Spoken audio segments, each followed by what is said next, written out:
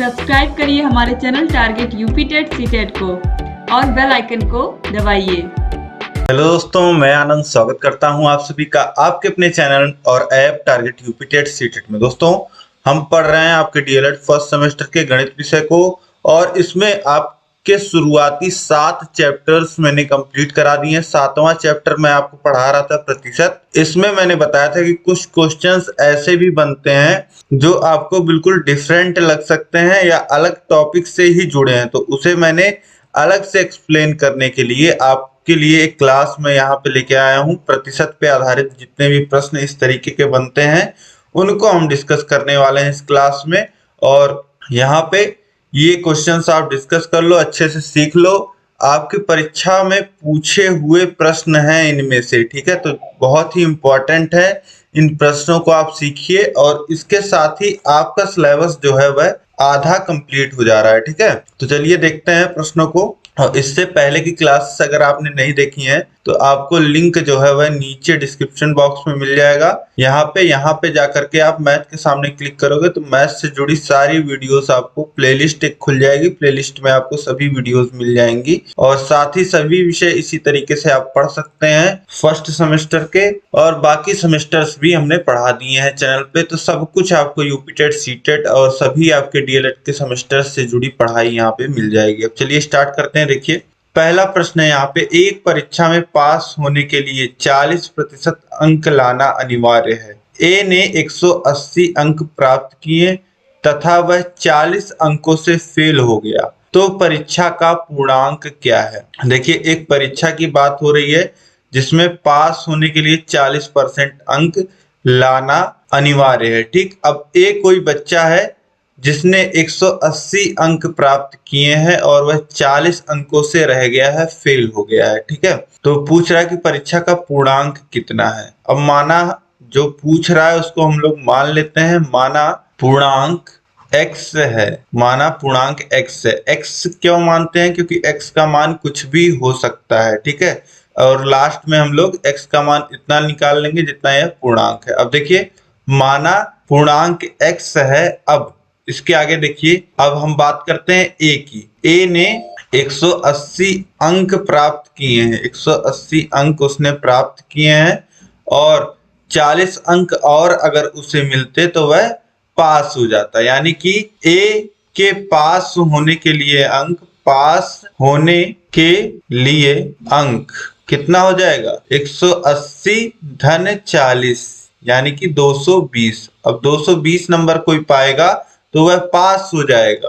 और पास होने के लिए प्रतिशत में अगर बात करें तो पास होने के लिए 40% अंक लाना अनिवार्य है। तो पूर्णांक का 40%, पूर्णांक का 40% बराबर किसके हो जाएगा? पास होने के लिए कितने नंबर चाहिए? 40% और 220 नंबर, ठीक है। तो पूर्णांक का 40%, पूर्णांक हमने x माना था, और 40 और परसेंट को कितना लिखेंगे? 1/100 बराबर हो जाएगा 220। अब इसको सॉल्व कर लेना है इसी को। देखिए शून्य से शून्य कट जाएगा, 2 से काटेंगे तो 2 बार में और ये 5 बार में कट जाएगा। और यहाँ पे आगे सॉल्व कर लेते हैं तो आ जाएगा, इधर बचेगा 2x और बटे में जो 5 बच रहा है उसका गुणा इधर कर देते हैं, 220 गुणे 5। अब x बराबर कितना हो जाएगा? 110 गुणे 5 यानी कि x बराबर 550। यानी कि पूर्णांक का जो मान आ जाएगा, पूर्णांक कितना आ जाएगा? 550 आ जाएगा। तो इस तरीके से आप सॉल्व कर सकते हैं बहुत ही आसानी से। कुछ नहीं, दो चीजों को हमने रिलेट किया है।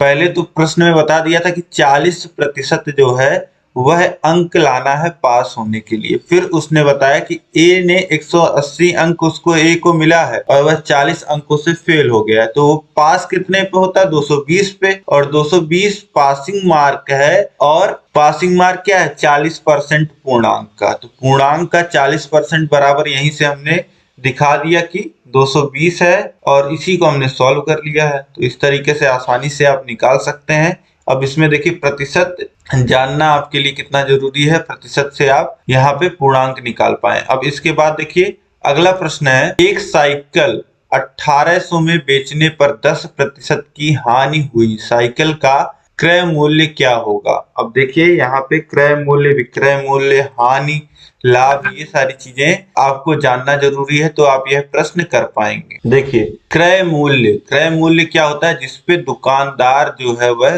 खरीद के लाता है सामान को, ठीक है। अब क्रय मूल्य, दुकानदार जो खरीद के लाता है सामान को, वह क्रय मूल्य हो गया। इसके बाद जिसपे बेचता है उसको हम लोग कहते हैं विक्रय मूल्य, ठीक। अब अगर विक्रय मूल्य, जिस दाम पे बेच रहा है वह अगर ज्यादा है, ठीक है, जैसे कम में लाया और ज्यादा में बेच रहा है तब तो लाभ होता है, लेकिन अगर जिस दाम पे लाया था उससे कम में बेच रहा है, ठीक है, विक्रय मूल्य अगर कम है क्रय मूल्य से, तो हानि होता है। तो यही, जितने में वह खरीद के लाया था उससे कम में बेच रहा है तो 10% की हानि हुई है।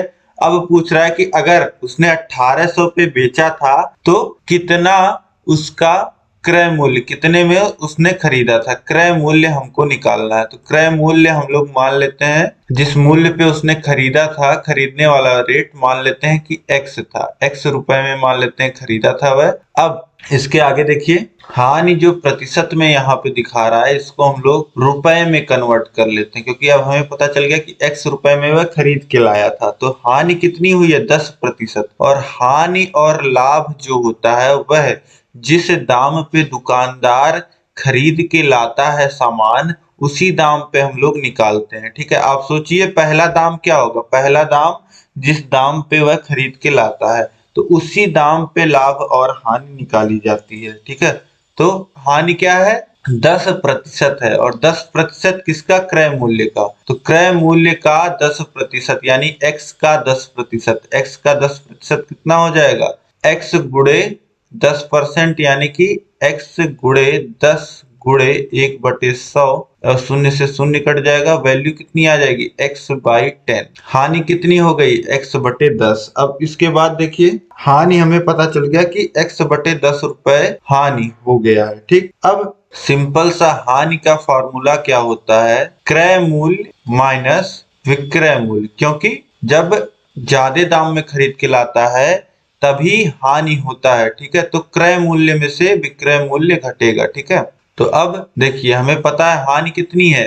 x/10 है, और क्रय मूल्य हमें पता है x है, और विक्रय मूल्य हमें पता है 1800 है, ठीक। अब x को एक तरफ और संख्याओं को एक तरफ कर लीजिए, तो x/10 को उधर ले जाएंगे तो हो जाएगा x माइनस x/10 बराबर 1800 को उधर भेज देंगे तो हो जाएगा 1800, ठीक है। अब इसके बाद देखिए, इसको आगे सॉल्व करेंगे तो कितना हो जाएगा? हर समान कर लीजिए तो 10, और ये हो जाएगा 10x माइनस x बराबर 1800, और 9x/10 बराबर हो जाएगा 1800, और बटे में जो 10 है इधर भेज देंगे तो गुणे में हो जाएगा, और x बराबर कितना हो जाएगा? 2000। वैल्यू कितनी आ जाएगी? सॉल्व करने पे 2000, 9 से काटेंगे 18, 2 बार में कटेगा, ये 200 और गुणे 10 कितना आ जाएगा?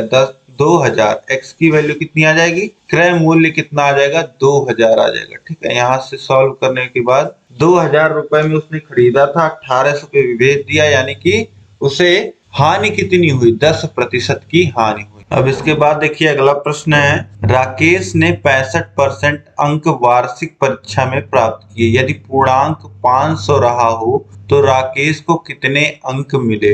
अब यहीं से आप समझ सकते हैं, राकेश ने 500 अंक में 65% अंक प्राप्त किए हैं, ठीक है, ठीक। तो 500 का 65%, 500 का 65% अंक मिला है किसको? राकेश को। तो 500 का बस आपको 65% निकालना है, तो 500 गुणे 65 गुणे 1/100, शून्य से शून्य काट दीजिए, ठीक है, दोनों शून्य से कट जाएगा। अब गुणा कर लीजिए। अब देखिए, 5 × 25 के 5, हासिल लगा 2, 5 × 6 = 30, 2 = 32, कितना आ जाएगा? 325 अंक राकेश को मिले होंगे। तो बहुत ही आसान प्रश्न है, यहाँ से आप निकाल सकते हैं। बस आपसे पूछ रहा है कि राकेश को कितने अंक मिले होंगे। 2018 में पूछा हुआ प्रश्न है, तो राकेश को 325 अंक मिले होंगे, ठीक है। अब इसके बाद अगला प्रश्न हम देखेंगे। देखिए, एक दुकानदार के पास 60 कप थे, 40 कप बिक गए, कुल कितने प्रतिशत कप बिक गए यह हमको निकालना है। ठीक है, तो इसका मतलब सीधे सीधे आपको क्या निकालना है, 40 60 का कितना प्रतिशत है, ऐसे निकाल सकते हैं आप। देखिए कुल कप कितने हैं, कुल कप हैं 60 और कितने कप बिक गए हैं, बिके हुए कप कितने हैं जो बिक गए वो 40 कप बिक गए।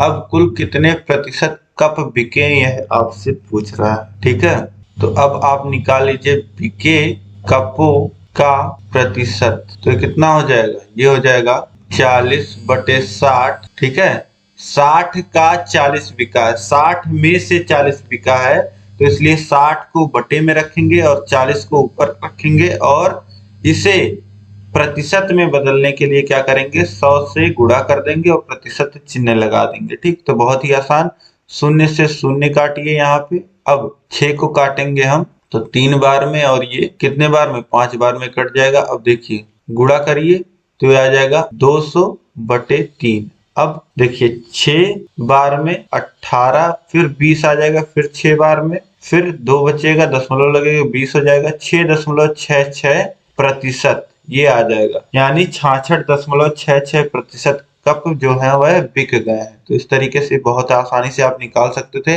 अब इसके अगला प्रश्न हम देखेंगे। देखिए राम ने 300 में एक रेडियो खरीदा, वह उसे कितने रुपए में बेचे कि 20% का लाभ हो। फिर देखिए लाभ हानि का प्रश्न आ गया। अब क्रय मूल्य जो है वह देखिए राम ने जितने में खरीदा है वह 300 में खरीदा है, क्रय मूल्य जो हो गया वह 300 हो गया। अब वह उसे कितने में बेचे कि 20% का लाभ हो, तो देखिए लाभ जो आ रहा है, लाभ जो आ रहा है 20% हमें पता है। अब लाभ अगर हमें निकालना है कि लाभ हमें चाहिए कितना, तो हम कैसे निकाल सकते हैं, लाभ 20% किस पे निकाला जाता है, लाभ निकाला जाता है क्रय मूल्य। तो लाभ बराबर हो जाएगा 300 का 20%, तो 300 गुणे 300 गुणे 20 और बटे में 100, शून्य से शून्य कटेगा, शून्य से शून्य कटेगा और 30 का गुणा 2 में होगा 60। जो लाभ हमें चाहिए वह कितना चाहिए, 60 रुपए चाहिए। ठीक है, अब 60 रुपए लाभ अगर चाहिए तो विक्रय मूल्य कितना हो जाएगा, विक्रय मूल्य यानी कि बेचने का जो मूल्य हो जाएगा वह बराबर हो जाएगा क्रय मूल्य धन लाभ। यही तो होता है विक्रय मूल्य, कितने में आप बेच रहे हैं उसमें क्या क्या चीजें होती हैं, उसमें होती है जितने में आप खरीद के लाए थे और जितना उस पे आप फायदा लेना चाहते हैं, लाभ लेना चाहते हैं, कमाना चाहते हैं। तो 20% लाभ कमाना चाहते हैं तो 60 रुपए हमने निकाल लिया, 60 रुपए लाभ कमाना चाहते हैं। अब राम ने कितने में खरीदा था रेडियो, 300 में, और लाभ उसे कितना चाहिए, 60 रुपए का। तो 300 धन 60 कितना आ जाएगा, 360 रुपए। यानी कि राम को कितने में बेचना पड़ेगा, रेडियो यही पूछ रहा है, वह उसे कितने रुपए में बेचे, तो 360 रुपए में अगर बेचता है तो 20% का लाभ राम को होगा। तो इस तरीके से बहुत ही आसानी से आप इसको भी निकाल सकते हैं। अब इसके आगे देखेंगे हम अगला प्रश्न। देखिए रमेश अपने वेतन का 45% खर्च कर देता है, तब शेष वेतन बचा लेता है। यदि उसकी बचत प्रतिमाह देखिए 3545 है तो उसका प्रतिमाह वेतन ज्ञात कीजिए। वेतन निकालना है, वह बचत कर रहा है 3545 रुपए। ठीक है, अब देखिए रमेश का खर्च जो है वह 45% है, तो बचत कितनी हो जाएगी, बचत हो जाएगी 100% माइनस 45%। 100% वह वेतन पाता है, यानी कि बचत कितनी हो गई, 55% वह बचत कर लेता है वेतन का। ठीक है, अब यह 55% वेतन का 55% जो है वह बराबर कितने है, उसकी बचत जो है वह है दिया हुआ है 3545। ठीक है, अब यहीं पे अगर मान लेते हैं कि वेतन जो हो जाएगा, माना वेतन x है तो x का 45% यानी कि x गुणे 45 गुणे 1/100 बराबर हो जाएगा 3545। अब यहीं से सॉल्व करिए, x बराबर आ जाएगा 3545/55 गुणे 100। अब 5 से काटिए तो ये 11 बार में कट जाएगा 55 और ये हो जाएगा देखिए 6 1 7 और उसके बाद 4 में जाएगा नहीं 0 फिर 9 709/11 709 गुणे 100/11। अब 11 से 709 को काटेंगे तो 11 छक 66 फिर 4 बचेगा और 49 हो जाएगा। फिर 4 बार जाएगा 64 फिर देखिए 5 बच जाएगा फिर 4 बार जाएगा ठीक है फिर 6 और फिर 5 बार जाएगा। इसी तरीके से 4 5 जाता रहेगा ठीक। अब इसमें देखिए 64.45 में गुणा होगा 100 से तो ये कितना आ जाएगा 6445 गुणे 0.46। तो वैल्यू कितनी आ गई टोटल जो वेतन आ गया वह आ गया 6445.6.46 रुपए ठीक है। तो इस तरीके से आप बहुत ही आसानी से रमेश का वेतन निकाल सकते थे। अब इसके बाद आगे हम बढ़ते हैं। देखिए अगला प्रश्न है 500 का 3 वर्ष में 12% वार्षिक ब्याज की दर से साधारण ब्याज ज्ञात कीजिए।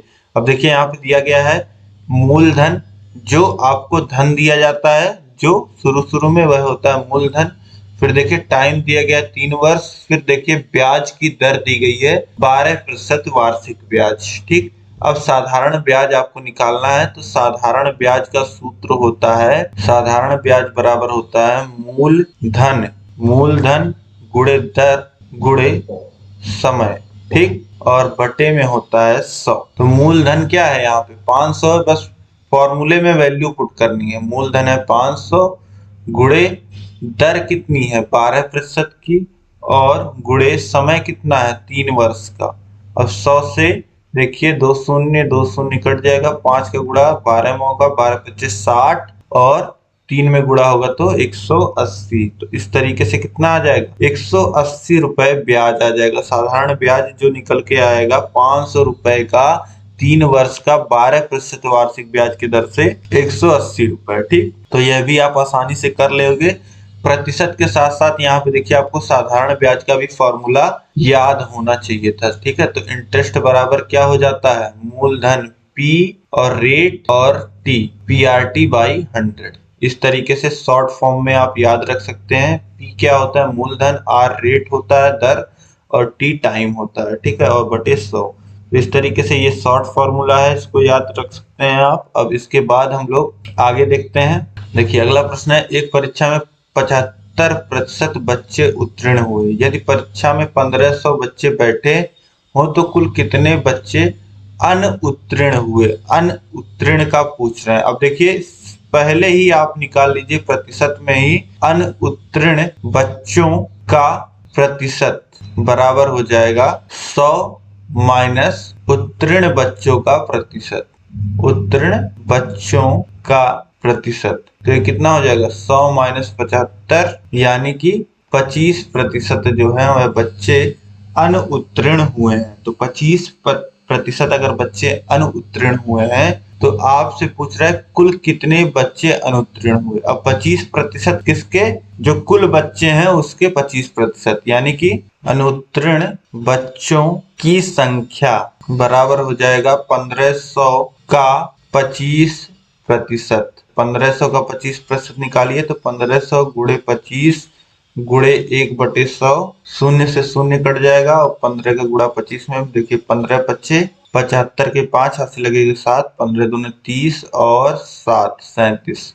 तो 375 बच्चे जो हैं वह अनुत्तीर्ण हुए हैं। तो इस तरीके से बहुत ही आसानी से आप इसको निकाल सकते थे। अब इसके बाद अगला प्रश्न हम देखेंगे। एक चुनाव में 2 उम्मीदवार थे। अब आपको पता है चुनाव होते हैं, चुनाव में प्रत्याशी होते हैं। प्रत्याशियों में देखिए 2 उम्मीदवार यानी कि प्रत्याशी थे।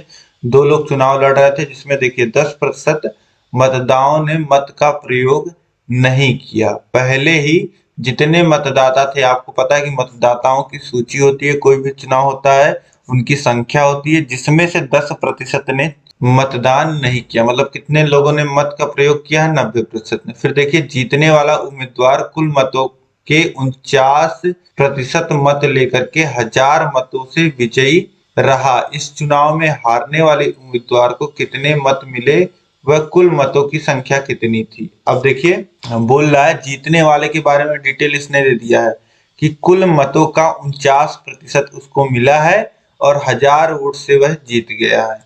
यही 1000 जो है यही आपको संख्या मिली है। इसी संख्या से आप सब निकाल पाओगे। जो जो आपसे पूछ रहा है कि कितने कुल मत कितने थे और जो दूसरा उम्मीदवार था हारने वाला उम्मीदवार उसको कितने वोट मिले थे यह पूछ रहा है। अब चलिए देखते हैं। सबसे पहले मान लेते हैं माना कुल मत मतलब कुल जो वोट हैं वह कितने हैं, x हैं। जो चुनाव में सभी जो मतदाता थे उनका कितना वोट था, x। फिर इसके बाद देखिए कहा है कि जो डाले गए मत यह कितने हैं, 90% है। तो क्या हो जाएगा, x गुणे 90%, यानी कि 0 से 0 कट जाएगा और ये हो जाएगा 9x/10। ठीक है, इतने वोट पड़े। ठीक, अब इसके बाद देखिए जीतने वाले को कितने मत मिले हैं, यहाँ पे बताया गया है 49%। जीतने वाले को मिले मत बराबर है 49%, यानी किसका 49%, x का 49%। तो ये हो जाएगा 49x/100। ठीक है, इसको आप सॉल्व करोगे तो इतना आ जाएगा। अब इसके बाद हम देखते हैं हारने वाले को मिले मत। तो इसको 49% मिला है और कुल जो मत पड़ा है वह 90% पड़ा है। तो इसको कितना मिला होगा, 90 माइनस 49%। ठीक, तो ये कितना हो जाएगा 41%। और 41% को कितना लिख सकते हैं, 41 गुणे x/100। तो ये हो जाएगा 41x/100। अब इसके बाद देखिए प्रश्न में बोल रहा है कि जो ये 49% मत लेकर के जीता है वह 1000 वोट से जीता है। अब 1000 वोट से जीता है मतलब कि इन दोनों का डिफरेंस कितना है, 1000। जीतने वाले की मतों की जो संख्या है वह 49x/100 है और हारने वालों की मतों की संख्या जो है वह 41x/100 है। और यह 1000 मत ज्यादा पाया है, यानी कि दोनों को अगर घटा दें तो ये किसके बराबर होगा, 1000 के बराबर होगा। अब यहाँ से सॉल्व करिए तो ये आ जाएगा, हर समान है, 8x/100 बराबर हो जाएगा 1000 के। देखिए 4 से ऊपर नीचे काटिए, 2 बार में कट जाएगा और ये 25 बार में कट जाएगा। अब x बराबर कितना हो जाएगा, देखिए 1000 गुणे 25/2, 2 से काटेंगे ये हो जाएगा 500। और फिर देखिए 25 का गुणा 5 में होगा तो 125 और 2 0, तो वैल्यू कितनी आ जाएगी, 12500। यानी कि कुल मत x की वैल्यू क्या है, कुल मत कितने हो जाएंगे, कुल मतों की जो संख्या हो जाएगी, कुल मत हो जाएंगे 12500। अब इसके बाद आपसे कुल मत पूछ रहा है, कुल मतों की संख्या और हारने वाले उम्मीदवार को कितने मत मिले हैं यह पूछ रहा है। तो हारने वाले उम्मीदवार को मिले हैं 41x/100 मत। ठीक है, हारने वाले को मत बराबर हो जाएगा, अब देखिए इसी को सॉल्व कर लीजिए, 41 गुणे 12500, x की वैल्यू 100 से काटिए। अब देखिए 125 का गुणा होगा 41 में तो ये आ जाएगा 25 और 125 चौके 500 और 1, तो गुणा करेंगे तो ये आ जाएगा 5125। तो हारने वालों की जो मतों की संख्या हो जाएगी वो कितनी हो जाएगी, 5125 और कुल मत हो जाएंगे 12500। और इसको कितने मत मिले होंगे, जो जीता है वो 6125 मत पाया होगा। ठीक है, यही आपसे पूछ रहा था। और अगर यहाँ पे पूछता डाले गए मत तो 90% डाले गए मत अगर आप निकालेंगे 90% तो वो आ जाएगा 11250। तो इस तरीके से पूरा आप सॉल्व कर लोगे। अब देखिए इतने प्रश्न मैंने यहाँ पे आपको करा दिए। अब जितने भी प्रतिशत के प्रश्न बन सकते थे सभी प्रश्न आपने कर लिए हैं और इससे बाहर आपकी परीक्षा में कुछ नहीं पूछेगा। तो उम्मीद है कि आपकी प्रैक्टिस अब अच्छी हो गई होगी। यह वीडियो आपको पसंद आया तो इस वीडियो को लाइक करिए। अपने दोस्तों में आपको अधिक से अधिक कम से कम 5 मित्रों में इस वीडियो को आपको शेयर करना है, ग्रुपों में शेयर करना है। और चैनल को अगर अभी तक आपने सब्सक्राइब नहीं किया तो चैनल को सब्सक्राइब कर लीजिए, बगल में बेल आइकन होगा उस पर ऑल सेलेक्ट कर लीजिए। ठीक है, अब इसी तरीके से सभी विषय आपको पढ़ा दिए गए हैं, लिंक जो है नीचे डिस्क्रिप्शन में मिल जाएगा, सभी क्लासेस की लिंक। और इस तरीके से अगर आपको जितने भी चैप्टर्स पढ़ाए जा रहे हैं सभी चैप्टर्स का पीडीएफ आपको चाहिए, ये जो पीडीएफ बनते हैं इनका पीडीएफ चाहिए, और आपको चैप्टर वाइज टेस्ट सीरीज चाहिए सभी सब्जेक्ट का, और पीडीएफ नोट्स तो आपको मिलेंगे ही। ये क्लासेस बिना प्रचार के आप देख पाओगे, सभी क्लासेस को डाउनलोड कर पाओगे, पीडीएफ को प्रिंट कर पाओगे, और साथ ही कोई भी डाउट आएगा तो डायरेक्टली आप हमसे पूछ पाओगे। तो ये सारी सुविधाएं अगर आपको चाहिए तो आप हमारा ऐप डाउनलोड कर लीजिए। ऐप पे आपको ये सारी सुविधाएं मिल जाएंगी। ऐप है हमारा टारगेट यूपी टेट सीटेट के नाम से ही, वो आपको प्ले स्टोर पे देखने को मिल जाएगा, नीचे डिस्क्रिप्शन में भी लिंक मिल जाएगा, वहां से भी आप ऐप को डाउनलोड कर सकते हैं, या सीधे प्ले स्टोर पे सर्च करिए टारगेट यूपी टेट सीटेट, तो वहां से आप जाकर के ऐप को डाउनलोड कर सकते हैं। और वहां पे आपको फर्स्ट सेमेस्टर का कोर्स मिल जाएगा, उस कोर्स में एनरोल हो जाएंगे तो आपको सभी सुविधाएं मिल पाएंगी। अब इस क्लास में दोस्तों अंत तक बने रहने के लिए आप सभी लोग का बहुत बहुत धन्यवाद। जय हिंद।